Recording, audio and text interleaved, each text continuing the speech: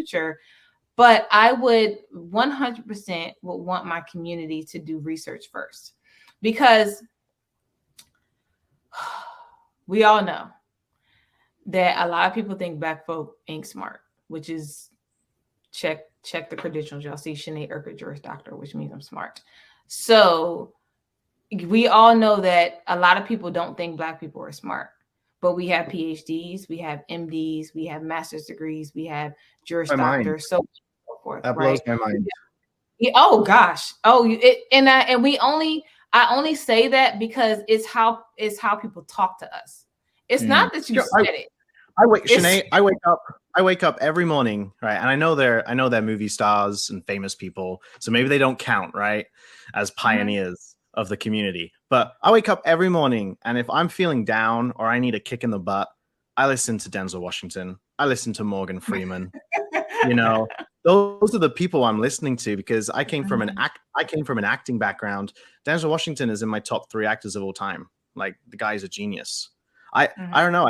That what you just said, I had to interrupt because that, I'm not contesting it. That might be a cultural norm that people think that, but that blows my mind that people actually think it's genuinely what we've experienced. It's not for me. It's not even an assumption. I've experienced it. So when I was working for the Duke Law Clinic, there was a position open, and I found out about the position, but I hadn't gone to officially apply for it yet. I actually printed my resume and took it to the hiring manager because I knew who the hiring manager was. I walked over to his office and handed him my resume.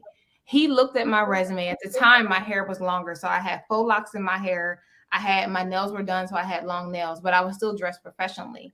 He looked at my resume. He looked at me. He pointed to his front desk and said, "Oh, my front desk person is leaving. You should apply to that." And didn't even look at the fact that I had a whole law degree. So I literally was like, well, no, I said, I'm looking to be a coach for some of the law students in one of the offices that you have back there. He said, I think you would be better at the front desk. And I was like, I said to myself, Sinead, you at work. Don't cuss this man out. You're at work. So I literally, in my humor, what I really did was I walked away and I said, Sinead, do not let this man see you cry. I said, suck it up.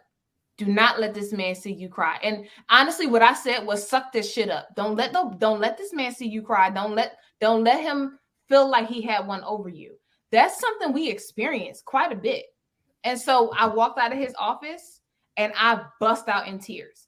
And I was like, Sinead, that was only one experience. Do not let him make you feel like you are not good enough. And so that for me was a wake-up call that even if I have this law degree on paper, you looked at me and you didn't think I could do it. Right. And so going back to the point of there are other areas where we can actually be successful. If I would have stopped there, and that was in higher education, if I would have stopped there, I would have never gotten into big tech. And part of the only reason why I was able to get my recruiting position when I was a temp recruiter was because the person who interviewed me was a Black woman.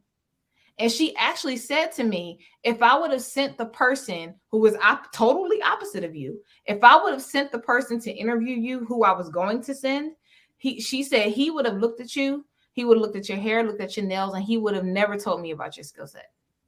And when she said that, I couldn't believe it. When I met him, I was like, oh, I would have never met you.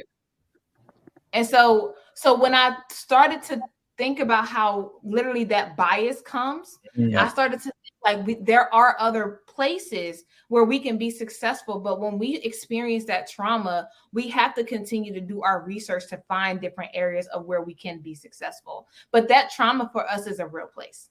The fight's harder, sure.